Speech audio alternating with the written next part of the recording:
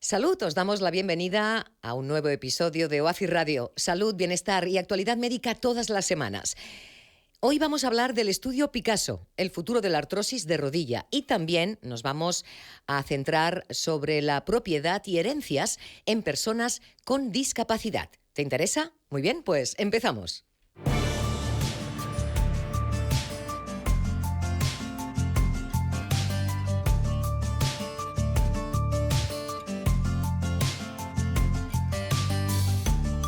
En directo desde los estudios de Barcelona Media Hub para todos los suscriptores de nuestro canal de radio y televisión OAFI Foundation en YouTube. Gracias a todos, gracias a todas por seguirnos, por conectaros con nosotros desde las diferentes plataformas y redes desde donde lo hacéis. Saludos pues a toda la comunidad de OAFI.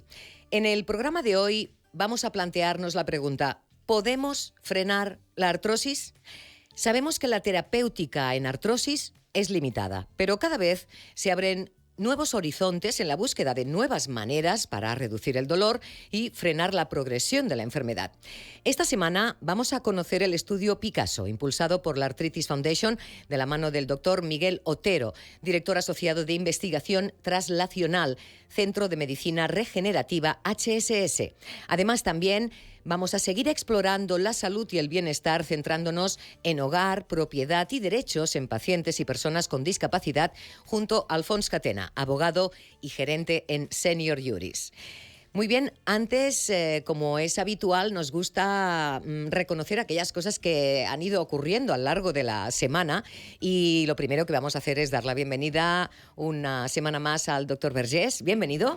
¿Qué tal? Sí, gracias. Muy bien, esta semana es que además también ha habido mucha actividad, como es habitual, pero vamos a hablar en primer lugar del convenio con SOCFIC, que SOCFIC es una sociedad que engloba farmacéuticos y profesionales de todos los países de Iberoamérica, España, Portugal, Sudamérica, Centroamérica y el Caribe, para lograr el desarrollo de la práctica clínica y asistencial en la farmacia comunitaria iberoamericana, mediante la realización de los servicios de atención farmacéutica y salud pública y a través de los profesionales que trabajan en ella, aplicando los conocimientos científicos a su labor práctica.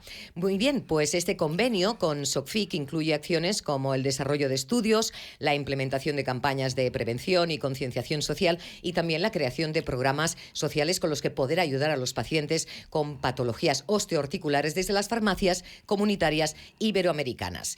El doctor Vergés, presidente de OAFI ECOSAR,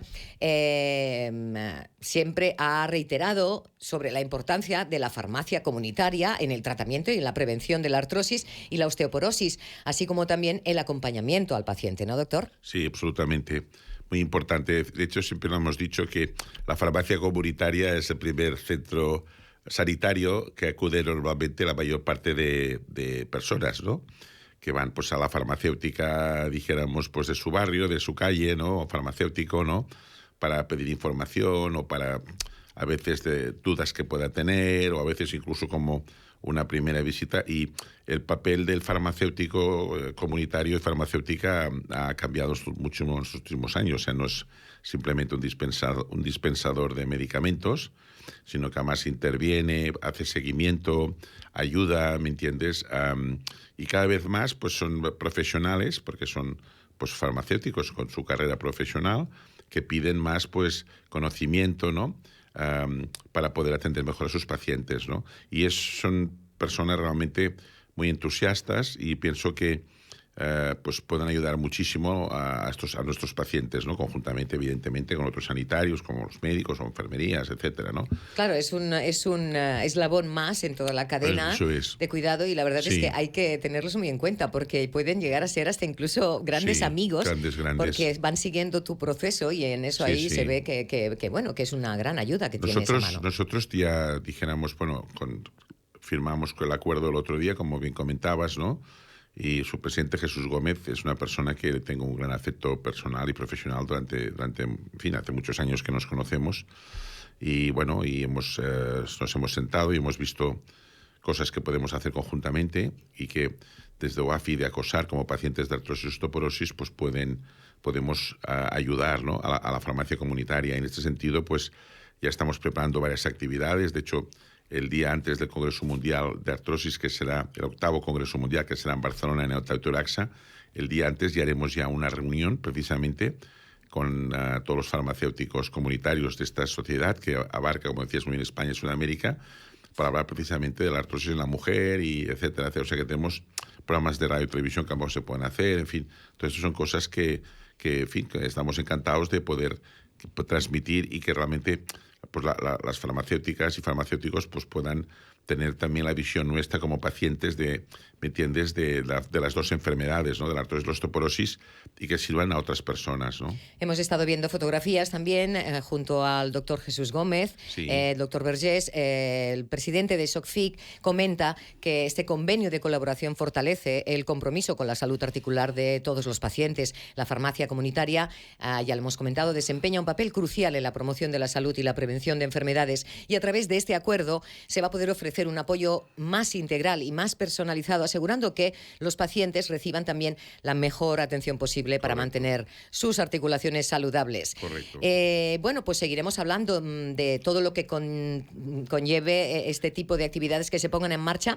Además, queremos comentar por encima que el pasado fin de semana también OAFI estuvo presente en el Congreso Isokinetic para compartir los avances de algunos de nuestros estudios de I+D en OAFI, como el estudio Gaudí, el uso de SPM, ya sabéis, en artrosis de rodilla, o Triancal, sobre la bioimpresión tisular, de la cual también hemos hablado en más de una ocasión en el programa. Orgullosos, ¿no?, de llevar la voz del paciente a un congreso tan importante, doctor. Sí, mucho, mucho. Aquí tenemos que, para que la audiencia se haga una idea, felicitar al doctor Villalón y a todos los servicios médicos de Atlético de Madrid, porque esto se organizó en el campo del Atlético de Madrid, concretamente en el Metropolitano, y realmente, pues bueno, vinieron aproximadamente unos 3.000 médicos de todo el mundo de fútbol, ¿eh? O sea que durante 3 días hemos estado más de 3.000 médicos, pues hablando de todas las patologías. Claro, hubo mesas muy interesantes. En ese sentido, pues la OAFI, como tú comentabas, hemos presentado 2 trabajos. Un trabajo es el Triangle, que es este estudio que estamos haciendo con fondos europeos de ligamentos y tendones, y después el Gaudí, que también hubo también una sesión especial donde se presentaron los nuevos datos del estudio Gaudí, y realmente, pues bueno, pues fue fantástico, ¿no? Fue un gran conocimiento, y vimos allí pues muchos amigos y amigas que colaboran con OAFI, y pues vimos allí a todos los servicios médicos del Barça, del Atlético de Madrid, en fin. Además, también se pudo asistir a inspiradores talleres organizados por los amigos de Solutex e IPSA Iberia. Allí pudieron aprender sobre formas naturales de reducir el dolor en deportistas y sobre la infiltración intraarticular. Y además, luego, ya teniendo en cuenta un poco lo que nos viene encima, Palasiet, Talasso Clínica y Hotel han programado también para las próximas semanas de mayo y junio. Estamos todavía en esas terceras jornadas del bienestar Palasiet, en las que la Fundación OAFI estará presente. El próximo viernes si Dios quiere, vamos a estar allí en Benicàssim, en Castellón, y vamos a estar allí hablando, pues en fin, de todo lo que es el tema de la importancia de todas las medidas higiénico-dietéticas, y concretamente de un tema como pues la talasoterapia, ¿no? Pues bueno, todo lo que sea relajarse, todo lo que sea estar bien, todo lo que sean baños, todo lo que sea terapia física, pues ayuda. Entonces vamos a estar allí. Creo que va a asistir mucha gente de Castellón y de Tarragona, o sea que la gente nos esté escuchando, pues en fin, que vayan allí, que con mucho gusto pues les atenderemos y estaremos allí haciendo un día. Y después también tuvimos la semana pasada, no sé si también interesante, que estuvo la Fira Gran. Fira Gran. ¿Cómo fue? Muy bien. Pasaron unas 30.000 personas, imagínate, 30.000 personas, y bueno, estuvo María Teresa y todo el equipo de pacientes y voluntarias de OAFI, fue un exitazo. Bueno, se han inscrito mucha gente, y más de 600 personas quieren que les llegue toda la información de OAFI. Y bueno, ahí durante 3 días pues se dieron pues incluso muchas muestras de productos nutracéuticos, fue un exitazo. Ahí tenemos imágenes, María Teresa, del equipo de voluntarios, a los cuales les enviamos un fuerte beso y un fuerte y gran abrazo por su colaboración inestimable en todas las actividades que organiza OAFI. Ahí entonces tenemos esta cita para el próximo viernes 7 de junio a las 7 con el doctor Josep Vergés, para tener para esta ponencia titulada Perspectivas actuales en el tratamiento de la artrosis. Y una última cosa antes de pasar a las consultas, doctor, y es que queremos recordar a todos nuestros oyentes que vuelven los talleres de nutrición solidarios junto a la doctora Laura Isabel Arranz. En este nuevo taller online de nutrición, OAFI, junto a la doctora Laura Isabel, vamos a poder conocer todos los vínculos emocionales que tenemos con la comida y cómo hacer que jueguen a favor de nuestra salud. Entra en nuestra web y vas a poder apuntarte. Vamos a dar paso ya a las consultas, doctor, si le parece bien. Montserrat, de 39 años, desde Tarragona, nos comenta: debido a una menopausia precoz, tengo artrosis generalizada en todo el cuerpo. ¿Hay algún método, medicamento, que por lo menos pueda frenarla un poco? Nos comenta. Sí, habríamos de profundizar un poco más en qué tipo de artrosis tiene, pero bueno, si tiene artrosis de manos y rodilla, incluso cadera, yo le diría que podía tomar perfectamente, bueno, aparte de las medidas higiénico-dietéticas que recomendamos y la actividad física, puede tomar perfectamente condroitilsulfato o condroitilsulfato más glucosamina, que son realmente le van a funcionar muy bien. Son sustancias, son medicamentos y claramente tienen un efecto fantástico. O sea, son capaces de reducir el dolor, la incapacidad, incluso, pues bueno, tienen una calidad de vida y reducen el riesgo cardiovascular. Por tanto, yo le diría que, bueno, que se ponga en contacto con nosotros, pero que sí que tiene tratamientos y otros que podemos utilizar y mejorar su calidad de vida, dada pues que se sabe muy bien que en el momento de la menopausia, pues el déficit estrogénico favorece la aparición de artrosis, ¿no? Tenemos a María del Carmen, de 58 años, de Segovia, perdonad, que dice: hola doctor, estoy en tratamiento hace un año por cáncer de mama. Estoy empezando a notar dolor en los hombros que antes no tenía. ¿Cree usted que es de las pastillas que estoy tomando? ¿Debo pedir hora con algún reumatólogo? Muchas gracias. Pues mira, es una muy buena pregunta. Yo diría que sí. Diría que sí, que es muy importante que con su oncólogo o su oncóloga, pues realmente valore si está tomando un tratamiento quimioterapéutico o hormonoterapia derivados del tamoxifeno, etcétera. Sería muy importante que realmente pues vea cómo está el tema dijéramos, del hueso, sobre todo para evitar que tenga una osteopenia o una osteoporosis. Sabemos que determinados medicamentos que se utilizan para el cáncer de mama pues pueden favorecer la aparición de osteoporosis en etapas precoces, en mujeres jóvenes. Por tanto, yo diría sí, hable con su oncólogo o oncóloga, que le informe, y después pues sí, que estaría muy bien que tuviera pues la reumatóloga realmente que le controlara toda esta posible problemática que podía tener, porque hemos visto casos en la fundación que hemos descrito y hemos mandado al Ministerio de Sanidad de pacientes que con tratamiento hormonal, dijéramos, del cáncer de mama, pues han hecho fracturas osteoporóticas, ¿no? Entonces estamos viendo la relación causa-efecto, pero bueno, yo creo que sería muy bueno que tuviera este control, ¿eh? Por supuesto, hay que ponerse en manos de un buen equipo, no solo de un doctor, sino Exacto. Ya también de todo el equipo que va a acompañarte un poco en todo esto, en este viaje. No dudéis en consultar con nosotros y con el doctor a través de este programa vuestras dudas y... Bueno, la semana que viene tendremos más dudas que responderemos y ahora vamos a seguir adelante con nuestro programa. Tal como os habíamos anunciado, desde OAFI Radio siempre nos centramos en hablar sobre salud y bienestar. La salud y bienestar, de hecho, no solo están relacionadas con el ámbito médico, sino que también son temas mucho más amplios donde influyen diversas variables. Una de ellas es nuestro hogar, por ejemplo, y los derechos que tenemos sobre él. Hoy contamos con Alfons Catena, gerente en Senior Juris, para conocer más sobre el derecho de propiedad, herencias y cómo afecta todo esto a personas con enfermedades o discapacidades. Alfons Catena, ya lo conocemos, es habitual en nuestro programa, es abogado, gerente en Senior Juris, con más de 25 años de experiencia.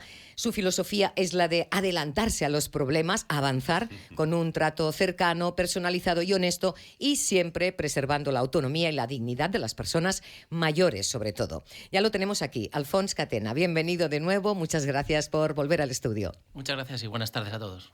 Bueno, pues hoy vamos a entrar en este emocionante tema, derechos de propiedad en personas con discapacidad, enfermedades crónicas. Vamos a empezar ordenándonos nosotros y luego tú ya nos acabas de ordenar. A ver si puedo. Sabes que somos como un poco, bueno, bueno, claro, todos estos temas es lo que yo creo que es lo que más asusta a todo el mundo porque no somos especialistas y es por eso que tenemos hoy a Alfons para que nos ayude con todas estas dudas. Vamos a empezar, sí. ¿Podrías explicarnos los derechos de propiedad que tienen las personas con discapacidad o enfermedades crónicas?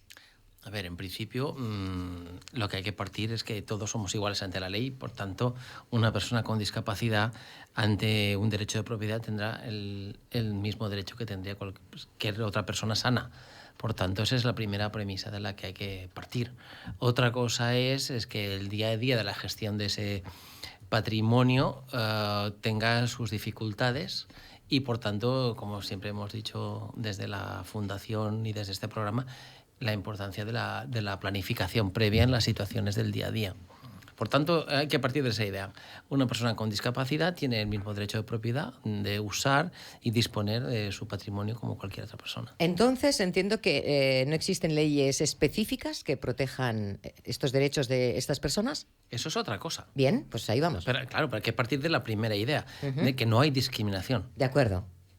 Porque hasta hace 4 días, según qué regímenes sucesorios, las mujeres heredaban la mitad de que los hombres. O sea, por tanto, hay que dejar las ideas claras. Y en algunos países del mundo aún la cosa sigue así.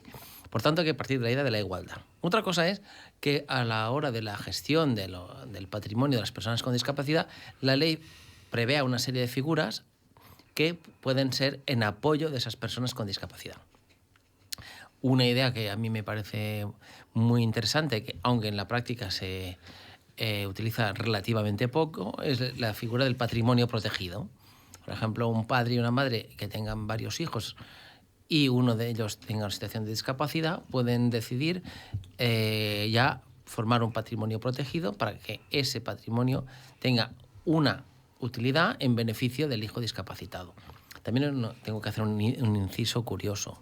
Siempre estamos pensando en las familias tradicionales que tienen más de un hijo y más de dos, y con el tiempo tendremos que ir adaptando las leyes, porque siempre estamos pensando en beneficiar al hijo discapacitado y a veces normalmente solo tienes uno y está discapacitado. Por tanto, el paradigma puede ir cambiando. Claro, el escenario es diferente. Sí, la ley siempre está pensando en tratar desigual a los desiguales, como decía Aristóteles, que también es justicia, pero hay que tener la idea de que la ley siempre está pensando que vamos a hacer un patrimonio protegido, lo que decía antes, porque igual tienes 3 hijos, uno con discapacidad, y ya directamente decides vincular una segunda residencia, a que los rendimientos que dé esa casa sean directamente para el discapaz. Ajá.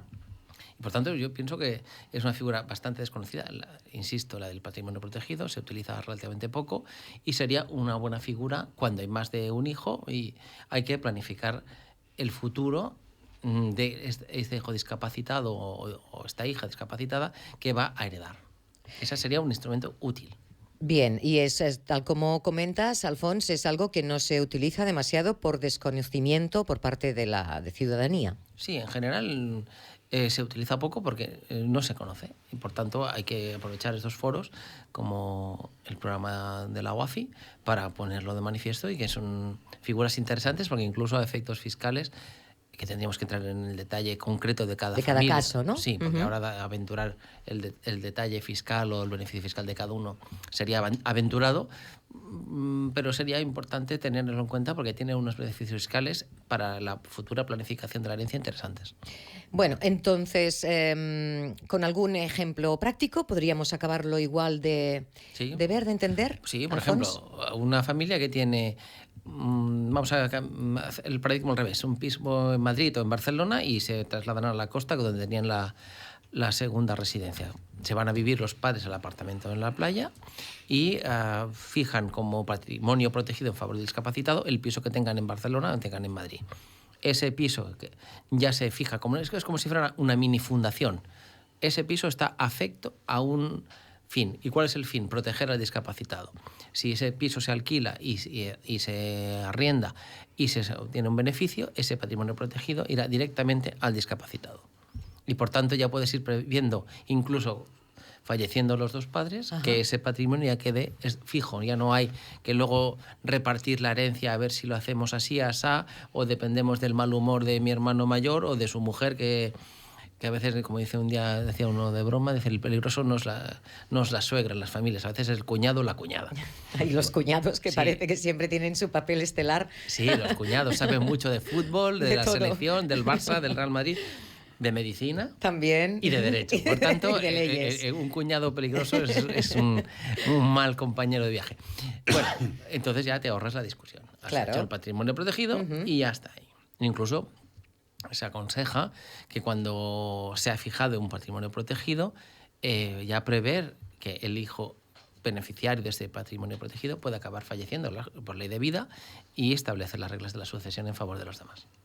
Muy bien, eso entendemos que son herramientas que pueden ayudar muchísimo a evitar muchos problemas, aparte Sí. de ponerle un poco cierto humor, Sí, claro. que no dista mucho de lo que es la realidad, porque se ven situaciones realmente muy paradójicas, porque piensas en una familia, cómo puede haber esta disparidad, ¿no?, de opinión, pero claro, pasa y las hay, y hay que enfrentarse a ellas. Esto es una buena manera de proteger, entonces, en este sentido, a estas personas discapacitadas ya desde un inicio, para que luego no tenga que haber más problemas con todo este tipo de gestiones. Bueno, es que si hay problemas en el momento que el padre y la madre deciden desigualar a un hijo en función de que desgraciadamente en la familia hay un discapacitado y el que está sano, que ya tiene suerte de estar sano, se queja, Ahí ya tienen problemas a familia y hemos tenido la suerte de poner el problema en solfa y solucionarlo antes.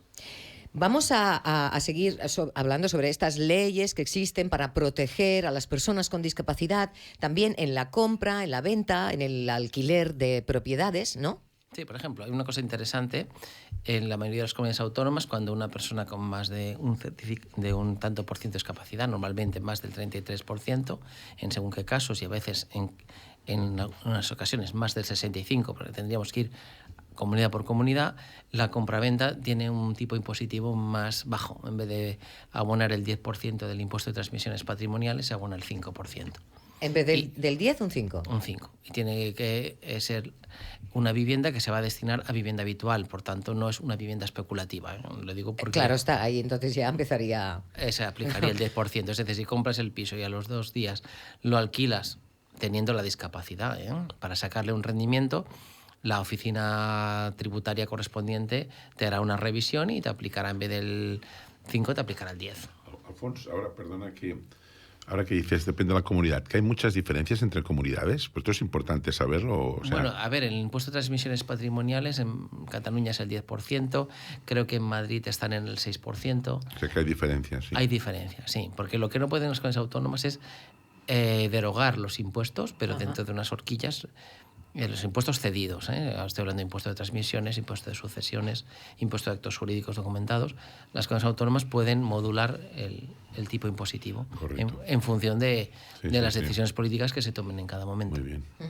En estos escenarios en los que se encuentran estas personas, muchas nos estarán escuchando y dirán, mira, pues yo estoy en un caso similar. Bueno, vamos a ver, ¿cuáles serían, a partir de tu experiencia, los principales desafíos que enfrentan estas personas en este tipo de transacciones inmobiliarias y cómo se pueden superar? Ahora, digamos, para dar un mensaje a toda nuestra audiencia, entendiendo que hay salidas. A ver, hay 2 situaciones, las iniciales y las sobrevenidas. En cuanto a las iniciales, cuando alguien compre una vivienda, siempre, ya lo hemos dicho en otros programas dedicados a compraventa, es importante que se asesore sobre si la vivienda cumple los requisitos de habitabilidad, si tiene los permisos necesarios, si tiene la cédula de habitabilidad, si tiene el certificado de eficiencia y verificar el estado de cargas de la finca. Y, por tanto, antes de comprar es importante que se asesore bien con un profesional. Yo siempre tengo un abogado porque barro para casa, evidentemente, pero no tiene que ser en nuestro despacho, ni mucho menos. Tiene que ser un despacho de abogados que sepa de derecho patrimonial y de inmobiliario. Claro, que tenga esa especialidad para... ¿Por qué? Porque cada uno en la vida tiene su cometido. El agente inmobiliario, por definición, la palabra es un agente inmobiliario, no cumple la función de abogado y... normalmente, por la experiencia que tenemos, y es una labor muy loable, porque encontrar a alguien que te compre una finca o que te la venda es un trabajo y se tiene que remunerar, pero su objetivo será la venta. Por tanto, es más difícil que su objetivo sea preservar los intereses del futuro comprador. Más bien, como es el agente inmobiliario del vendedor, si barre para alguien, barrerá para el vendedor. Ahí está. Porque lo que interesa es que le salga la operación. Y eso no es criticable, ni es ningún delito, es lo que es. No, es que cada uno hace lo que le toca, ¿no? Exacto. Para entendernos. Por tanto, si una persona cuando tiene una situación de discapacidad y tiene miedo de que le puedan perjudicar, lo que tiene que es buscar consejo legal. Además, con la ley 8/21 y el decreto ley de la Generalitat 19/21, la persona en discapacidad tiene el mismo régimen de igualdad que cualquier persona sana. Por tanto, podrá firmar contratos, podrá firmar compraventas y nadie podrá decirle en aquel momento ante notario, a menos que tuviera un estado evidentemente de una discapacidad gravísima como un Alzheimer manifiesto, nadie le va a poner trabas para firmar. Por tanto, hay que tener mucha precaución con la gente mayor, con la gente con una discapacidad leve o moderada, porque sus contratos valdrán. No podremos alegar luego que ha habido una nulidad o un engaño. Tendrá el mismo engaño o nulidad que haya podido tener, si lo hay, una persona sana. Entendemos. Por tanto, que vaya con alguien de confianza. Si va con un abogado experto, mucho mejor, pero que vaya con un familiar, con un amigo, y que ese amigo le ayude y que le ayude a verificar. La cuestión es que el amigo también tenga conocimiento de lo que, claro, de lo que se está haciendo. Información, la mínima, al menos la que estamos ahora recibiendo, para saber que ahí hay posibilidades de cuando vas a alquilar lo que sea, pues lógicamente el gestor inmobiliario no va a ser el que te va a informar sobre eso. Digamos que le viene grande y entonces pues ahí hay que buscar... Le puede venir grande. Claro, le puede venir grande. Entonces ahí hay que buscar ese asesoramiento específico para estas cosas específicas. Si, por ejemplo, hablamos de los derechos de tutores o curadores, ¿qué derechos tienen estas personas sobre las propiedades de personas con discapacidad o enfermedades crónicas? Derechos pocos y obligaciones todas. Ahí. Ahora explicaremos. Pero creo que hay que hacer un apunte con cuando uno pasa a tener una situación de discapacidad sobrevenida una vez ha comprado. Aquí lo que nos tiene que preocupar, porque es un problema urgente todavía en toda España, es la accesibilidad. La gente tiene que poder entrar y salir de casa, de su piso, y salvar las barreras arquitectónicas. Es un tema que es recurrente, pero no porque sea recurrente se acaba de solucionar. No, todavía hay mucho trabajo por hacer en ese sentido. Y por tanto la persona tiene que saber que si tiene más, en Cataluña sobre todo, que hay un privilegio por razón de edad, que si tienes más de 70 años o una discapacidad, puedes reclamar a la comunidad que se adopten las medidas para que haya ascensores en la comunidad, y si cumples los requisitos y la comunidad no lo quiere hacer, puedes pedir que el juez tome la decisión por el órgano de la comunidad, la junta, que no lo toma. Por tanto, es un tema importante sobre todo para paliar el tema de la soledad y el tema de del día a día de la persona mayor y con discapacidad. Bien, pues ahí hay una nota muy importante, ¿no, doctor Vergés? Es tener en cuenta que a partir de los 70 años ya se pueden exigir ciertas medidas. Muchas personas igual no lo saben, pues ahí... Luego vendrá cómo se paga. Eso, cómo se paga. ¿Vale? Pero si la gente no sabe que tiene derecho a instar estas mejoras en la comunidad, que para mí no son mejoras, son obras necesarias. Necesarias, de primera instancia. Claro, porque si una persona con esfuerzo sube al cuarto piso y ya no baja en una semana o 4, y tienen que traerle la comida, depende de terceros, se aísla. Y si solo mira la televisión, si nos mirara a nosotros aprendería cosas, pero si mira tonterías de según qué tipo de programas... No podemos hacer nada en cuanto a... lo único que puede pasar es que su salud mental se resienta más según qué tipo de programas. Está claro. Por tanto, lo importante es que salga, que hable con amigos o en el parque, lo que se ha hecho toda la vida, en el foro, en el ágora de la... Entonces, fíjate, esto que dices es muy interesante, ¿no? O sea, por ejemplo, una persona que tiene un apartamento, una casa, un piso, una comunidad, y tiene necesidad, por ejemplo, de adaptabilidad, por ejemplo, de las escaleras, ¿no? Un ascensor. O sea, lo puede pedir a la comunidad y eso es prioritario, dijéramos, o cómo funciona esto. ¿Cómo funciona? Si lo pide y tiene la suerte de que hay más personas que están como él o ella, o hay gente que tiene la humanidad o la perspicacia especulativa diciendo si este piso tiene ascensor vale mucho más. Sí, sí.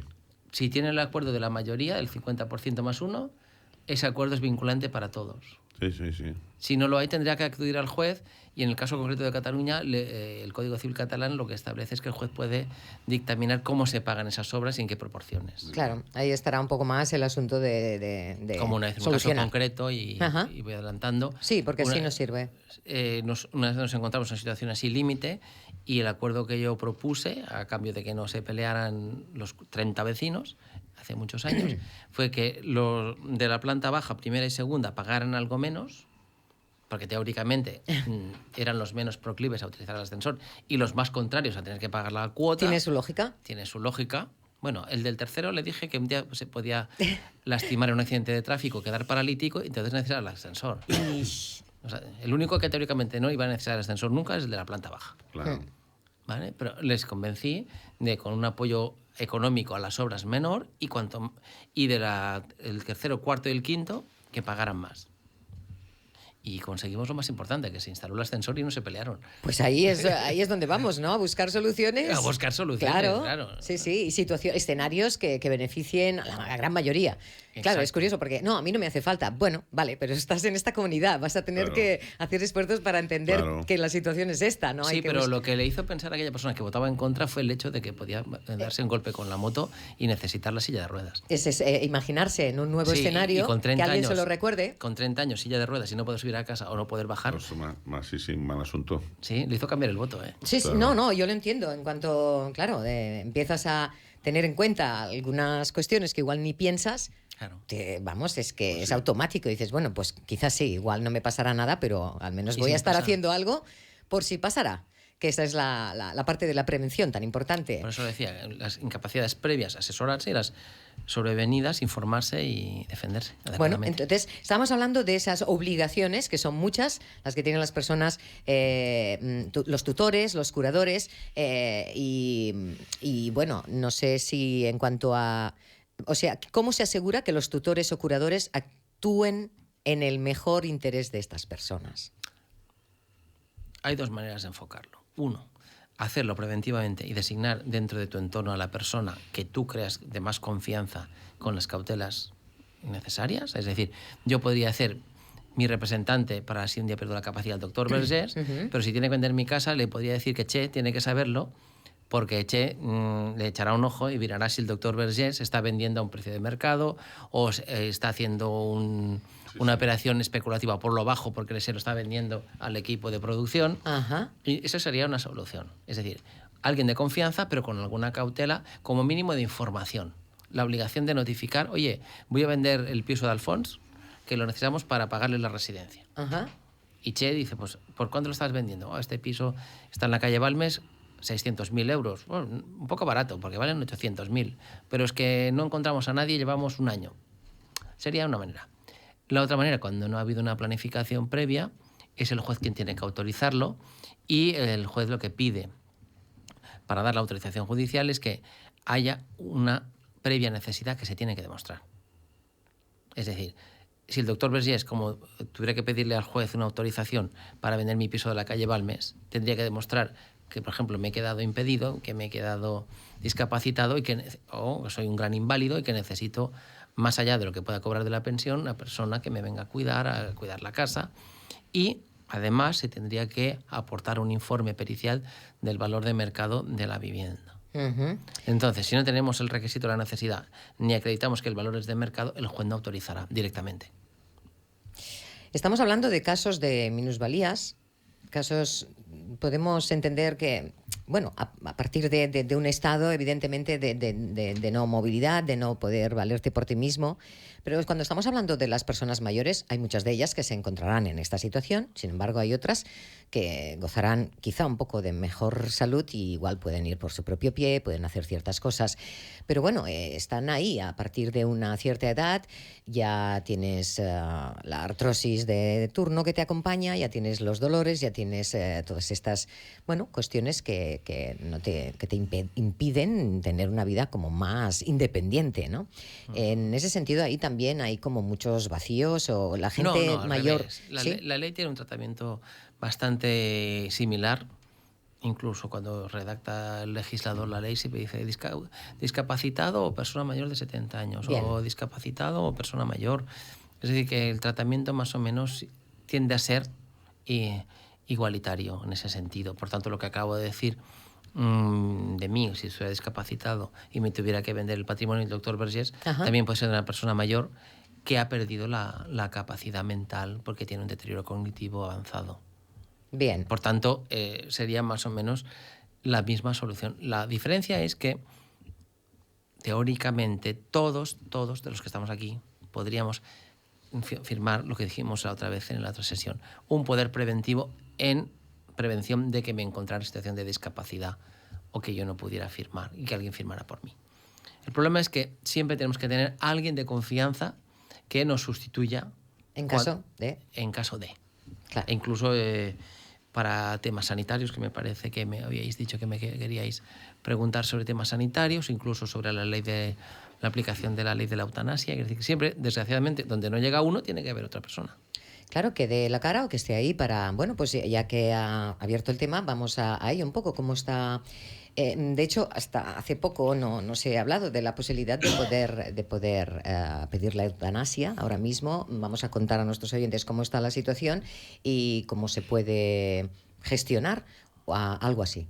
A ver, es un tema muy delicado y sobre el que hay que tener mucho respeto a la hora de aproximarse a la situación, porque cada caso es cada caso.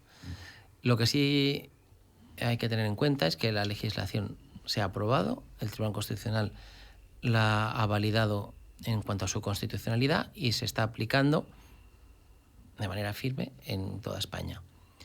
En el caso de las personas discapacitadas o en previsión de discapacidad, si hubieran dejado firmado un documento de instrucciones anticipadas o lo que le llama a la gente... Sí, la gente coloquialmente le llama el testamento vital. Bien.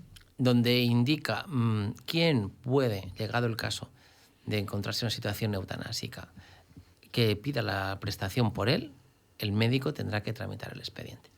Si no hay una autorización previa, no creo que el médico tome la decisión por su cuenta y riesgo. Porque el propio médico puede solicitar la prestación eutanásica, pero yo creo que es una situación bastante arriesgada desde un punto de vista no solo deontológico, sino también desde un punto de vista legal, que un médico tome esa decisión por su cuenta. Entonces, entendemos que esto ha de ser decidido previamente. Hay situaciones en las que igual te puedes ver que ya no hay posibilidad de decidir ni de firmar estos papeles, digamos que no se ha hecho y la persona ha avanzado en su estado particular que lo lleva pues a este posible escenario. En una situación así solo tenemos la solución de que sean los médicos los que puedan intervenir, entendemos. Sí, entendemos así. Pero yo creo que en la práctica será difícil que haya bastantes casos de estos. Ajá. Porque claro, para que haya un contexto eutanásico tiene que existir una enfermedad grave, irreversible, que provoca un padecimiento insufrible y además que esa enfermedad, según el estado de la técnica, sea incurable en aquel momento o que implique estar conectado a una máquina.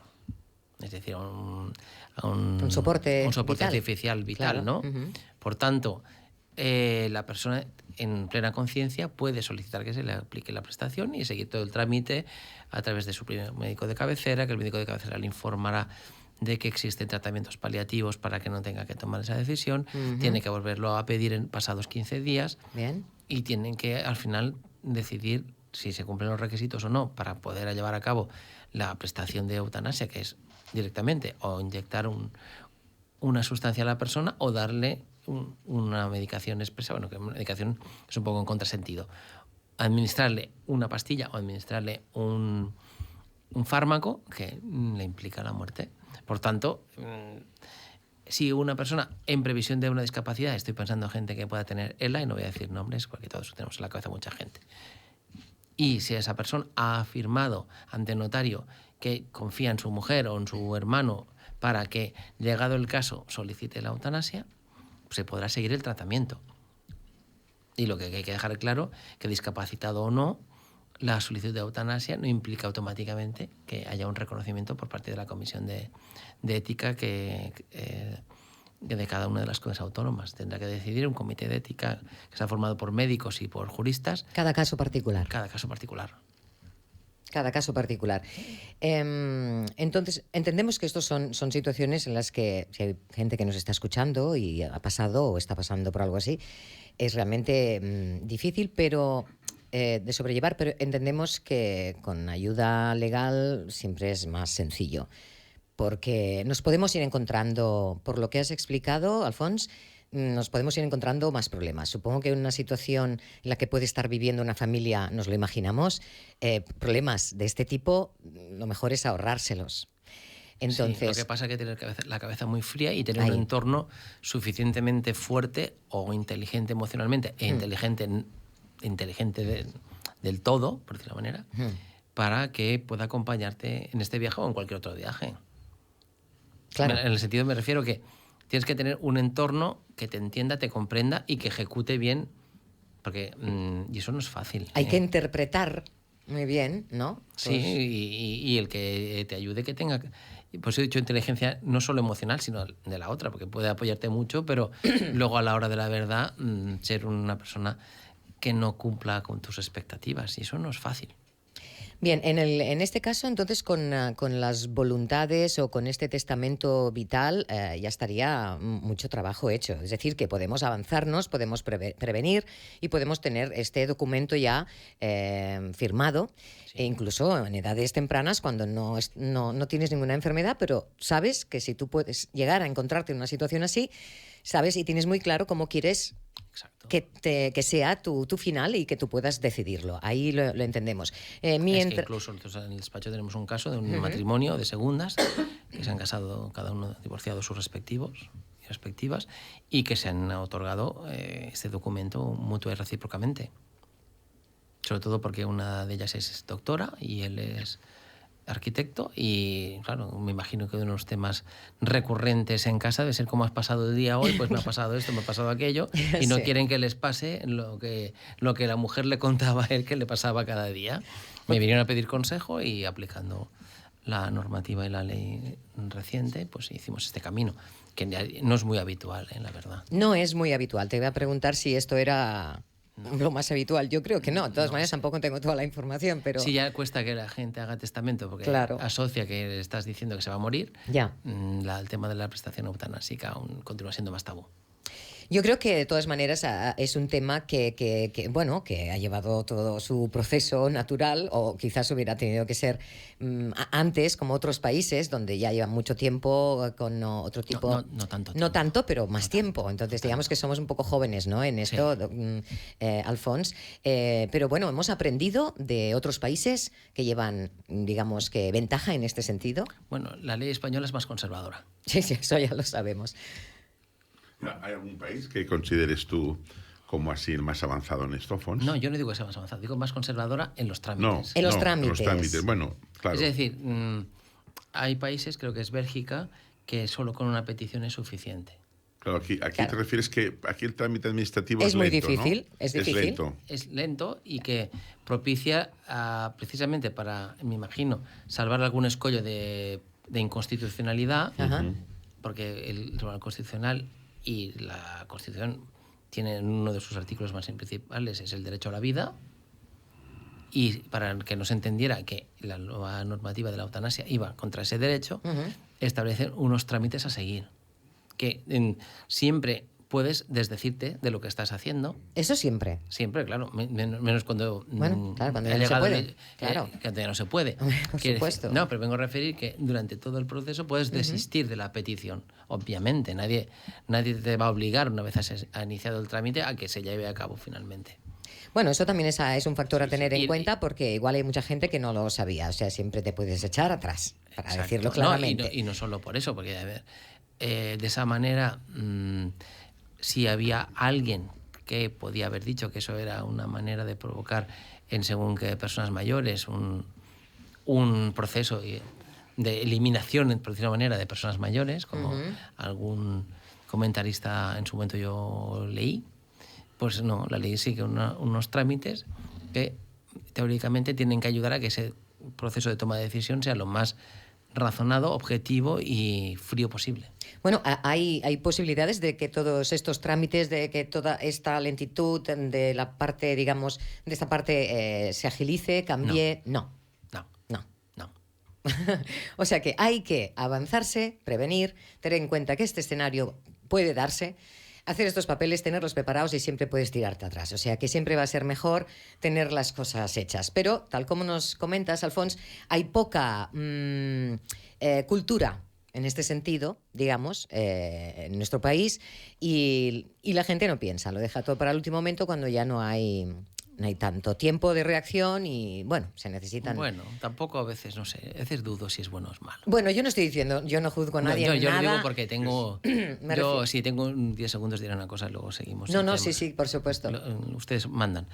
Yo tengo un amigo que una vez yo le dije, me gustaría ser como tú, que eres tan metódico, tan objetivo, tan fino. Y su mujer saltó y me dijo, a mí me gustaría que él fuera como tú. Bueno.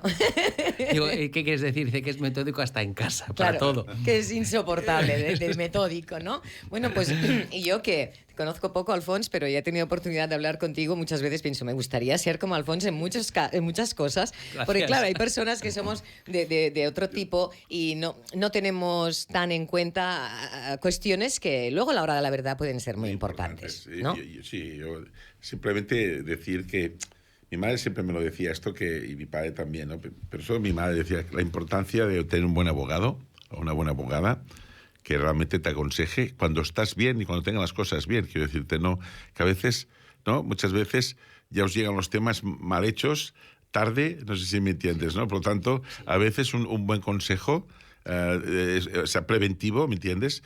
Yo fíjate que ahora te estaba escuchando.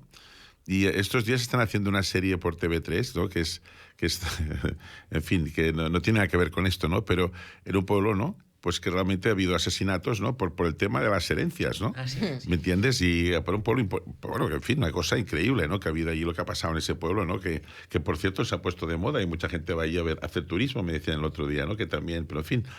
Y que ha habido, dijéramos, asesinatos por las herencias, que decir, por un tema que es quizás diferente, ¿no? El tema patrimonial de una montaña, ¿no? Pero esto también... Pero aquella montaña es muy buena. Sí, ¿no? Pero que aquello quizás... Pero que a veces, no sé, que te puedes llegar casos con familiares o gente que te puedan, ¿no? Por este tema, importante tenerlo todo bien arreglado, bien puesto, los papeles, ¿no? Un caso que tuvimos de una persona mayor que tuvimos que hacer todo un procedimiento judicial para poder pedir autorización para hacer una hipoteca inversa. ¿Qué es esto? Una hipoteca ¿Esto vamos inversa? a entendernos? Sí. Ya lo explico una vez, me Sí. parece. Bueno, pero en el caso concreto, una persona con discapacidad que necesitaba cuidados y solo se le podía dar el cuidado en una residencia.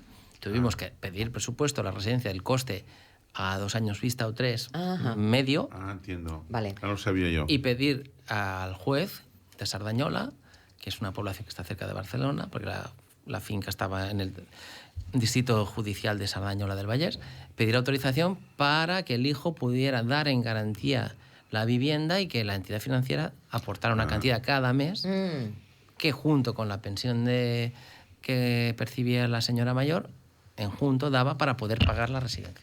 Esto sí. Bueno, pues también es algo que, vamos, yo desconocía por completo Sí, que pudiera darse una situación así. Es interesante. Sí. Claro, pero si hubiesen tenido un poder preventivo, hubiese sido... Ahí ya, En un momento se hacía. mucho más sencillo. Sí, Pero claro, tuvimos que acreditar la necesidad, el coste de la necesidad y aportar el preproyecto de hipoteca inversa. Entiendo que la familia no puede o no quiere pagarlo, y entonces lo que hace es, a través del patrimonio que tiene la persona necesitada, pues, ¿no? Pues se hace gestiona, líquido. Se hace líquido. Y se paga. Y se paga. Y se paga esa residencia. Y se paga esa residencia. Sí. Esto también es muy interesante y habrá muchas personas que nos estén escuchando y digan, wow, ¿esto qué es? Porque aquí veo yo una solución. Hay muchos problemas para que puedan entrar o para obtener plaza en las residencias que son más próximas al domicilio. Bueno, todo el tema de las plazas de la residencia. Cuando no, si son privadas son carísimas. Muchas familias no pueden enfrentarse a gastos de ese tipo y creo que somos muchas las personas que podemos estar en situaciones similares con los padres mayores y con los problemas de salud que acarrean. En este sentido, Estamos alargando la entrevista porque además de interesantísima, súper interesante, Alfons. La verdad es que sí, vamos a tratar el otro contenido que teníamos previsto para otro día, porque estamos muy a gusto aquí con Alfons, pero ya para ir acabando, entendemos que hay que avanzarse, que no hay que tener miedo a disponer, ¿no?, un escenario que no tiene por qué ser real ahora, pero sí que se dará tarde o temprano. Ahí no hay discusión. Todos tarde o temprano vamos a llegar a esa vejez o a una situación en la que vamos a tener que tener tomada esa decisión a nivel personal. Comunicársela a nuestros seres queridos, las personas de confianza. Entiendo que eso es una cosa que nos estás recomendando altamente, pero luego, cuando entramos en ese mundo, ¿qué flequillo nos hemos dejado para que los que nos escuchen puedan acabar de entenderlo? ¿Qué mecanismos hay ahí para prevenir, incluso también abusos, como has comentado, por parte de personas que están cuidando o tutorizando a otras en temas de herencia, que es lo que... Por ejemplo, unas cosas que cada vez pienso que se tendrá que hacer con carácter más necesario es vincular el poder preventivo a la emisión de un dictamen, diríamos, o una emisión de una voz no vinculante, pero que se tiene que oír. Lo que hacíamos antes. Si yo le doy el poder al señor Vergés, al doctor, que Che sepa lo que está haciendo el doctor. Porque si el doctor quiere abusar del poder que yo le he dado, o al revés, el doctor me lo da a mí, y yo quiero abusar del poder que él me da. Lo digo porque si no parece que el palo de la película sea... No, es un ejemplo. Para ilustrárselo. Exacto. Él me lo da a mí, pero ha puesto de cautela que María Teresa o Che o Marco tienen que saber la operación. De esa manera, a ver, aunque no tengamos el derecho de veto, pero al menos está informado. A ver, ¿qué hace Alfons con el poder del doctor Vergés? No, es que voy a vender su casa que está, me lo estoy inventando, en la Bonanova o está en la Moraleja, que vale 2 millones de euros y lo está vendiendo por 1,5 millones. Qué raro. ¿Qué está haciendo Alfons? ¿Vale? Claro. Yo creo que eso será cada vez más necesario, porque me estoy dando cuenta... Más difícil que haya un contra. O sea, esto se hace más que nada para evitar que pueda haber cosas incorrectas, ¿no? O pueda haber... procedimientos que no son los más idóneos, ¿no? Exacto. Porque es más difícil poner 4 o 5... hablando en plata, para que no te engañen, ¿no? Para que no te engañen. Pero a la vez que no bloquees la operación, porque si el doctor confía en mí, pero a la vez necesitará la firma de Che, y no nos ponemos de acuerdo, el que sale perjudicado es él. Porque su voluntad quedaría bloqueada. Exacto. Por tanto, yo pienso que hay que darle una vuelta más a lo del tema de los poderes preventivos con cautelas, estableciendo cautelas, obligándole a que Alfons, si quiere vender la casa de la Moraleja del doctor, que vaya a un perito que tenga una pericial bien clara. Es decir, que no haya dudas. Que no haya dudas y que se eviten los abusos. Sí. Luego, en el tema bancario, hay que tener mucho cuidado con las... con las autorizaciones con poderes para los bancos. Yo creo que tendríamos que poner de manifiesto la necesidad de que los bancos, salvando el secreto profesional, que no lo pueden desvelar a nadie, pero que hubiera en la propia cláusula del poder que no podrá sacar de tanto dinero cada X. Tiempo, sí. Y si ha sacado más de la cuenta, incluso nos serviría eso, llegado el caso, hipotéticamente a demandar el banco porque no está cumpliendo las obligaciones que están en el propio poder. Más de una vez habrá pasado esto. Claro, yo le dejo al doctor Vergés sacar al cabo del año, al cabo del mes, 2.000 euros. Y el banco X no se da cuenta y se equivoca y me deja sacar o le deja sacar más de la cuenta. Pues eso. Es decir, son las cosas que a mí me preocupan porque nos estamos encontrando que creo que es necesario. Y otro tema importante, planificación sucesoria. Si en la familia hay una persona con discapacidad, como he dicho antes, que he leído una vez de Aristóteles o de Platón, no quiero ser pedante, tratar desiguales a los desiguales no es discriminación, es igualdad, es justicia. Y por tanto, si en la familia tienes una persona con discapacidad, procura planificar la herencia y tu entorno de manera que esa persona tenga una protección, que puedes además añadir que llegado el caso que esa persona fallezca, todo se reparta, y si el hijo sano tiene que esperarse a que su hermano fallezca para que él viva la herencia o sus propios hijos, pues esa situación le ha tocado y se tendrá que esperar. Claro, y hay que asumir... que es sano y que tiene más posibilidades. No nos engañemos, de salir adelante en la vida que tenemos, que no su hermano, su hermana, o su madre, o su familiar. Bueno, eso lo entendemos así. Lo que pasa es que entreveo que has debido llevar tantos casos diferentes que piensas, no, es que se dan situaciones que ni te imaginarías. Exacto. Eso es lo que realmente... Recuerdo una juez que es paciente mía, que no diré el nombre, lógicamente, y me decía un día, Josep, dice, en este pase mucho, no diré la palabra que dijo, pero diré sinvergüenza, pero dijo otra palabra. Bueno. Y una juez que cada día veía estos casos, como dices tú, de aquí y me decía, no te puedes imaginar, o sea, esto que estabas diciendo, la que estoy viendo cada día. O sea, de gente que, o sea, tienes que... Por eso digo que, bueno, yo agradecerte que estés aquí, des estos consejos, porque la gente que, lo que decías tú de la planificación sucesoria, eso es muy importante. Muy importante. ¿Me entiendes? No hacerlo bien, hacerlo con tiempo, y si hay como una persona discapacitada, pues ayudarla, porque tiene más necesidades que otras. Exacto. ¿Me entiendes? Y evitar lo que dices el cuñado, que está allí, ¿me entiendes?, medrando o haciendo lo que no toca, ¿me entiendes? O la cuñada o quien sea, ¿no? Sí, o sea, sí, que ahora al final igual los cuñados están recibiendo un poco más de lo que pero ya nos entendemos. Pero siempre hay alguien que intenta... Pero estadísticamente... está ahí. Está ahí esa figura. Claro. Bueno, es por ponerle un poco de humor ya al final y poner un punto final ya a esta entrevista, que como hemos dicho se nos ha alargado, pero muy a gusto, porque claro, han sido temas también que merecen su tiempo para ser tratados. No sé si lo hemos hablado todo, pero en cualquier caso tendremos y espero que tengamos otras oportunidades.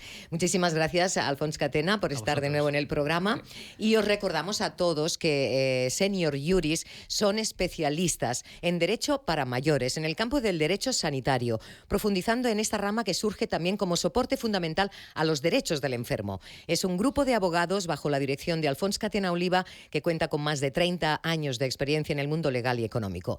En el bufete os pueden dar respuesta a vuestro problema de una forma transversal, no solo en el aspecto legal, sino también en el económico, en el social y en el familiar. Os van a acompañar en todo el proceso con el objeto de prestar toda la asistencia que vuestra familia necesitáis y con la estrecha colaboración de médicos, psicólogos, arquitectos, ingenieros, y otros profesionales. El bufete de Senior Juris se halla situado en el centro de Barcelona.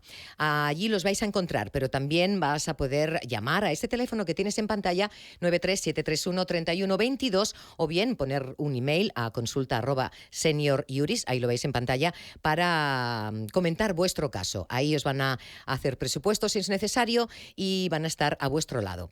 Muchísimas gracias, Alfons Catena Oliva, por acompañarnos hoy. Además, antes de despedirnos, vamos a recordar a todo el mundo que nos ve y que nos escucha que si sois pacientes con artrosis o otra afectación articular o conozcáis a alguien que le ocurra, os animamos de nuevo a asociaros a través de nuestro sitio web.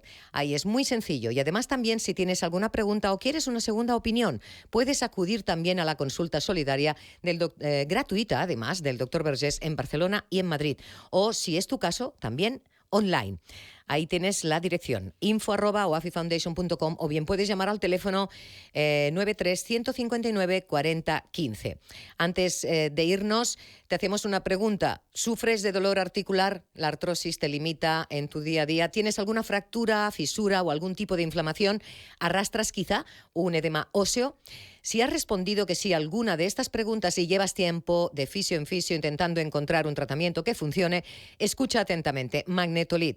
Con esta tecnología líder mundial que es capaz de mejorar tus síntomas en la mitad de tiempo que otros tratamientos y de forma indolora y nada invasiva, tienes una nueva opción. ¿Estás preparado o preparada para mejorar significativamente en muy poco tiempo? Pues ahí están Stores Medical. Para más información puedes llamar al 93 461 8682 o consultar todos los detalles en la página web www.emtt.es. Y bien, hasta aquí nuestro programa de hoy. Nos vemos la semana que viene, ya sabéis, junto a todo el equipo que hace posible este encuentro. Ahí tenemos a Aleix Alari en la parte técnica, Cristina Nova y Joan Carles Pallarés en la producción. Gracias, doctor Vergés, una semana más. Gracias, sí. Nos vemos la semana que viene aquí puntuales para seguir cuidando de nuestra salud y bienestar.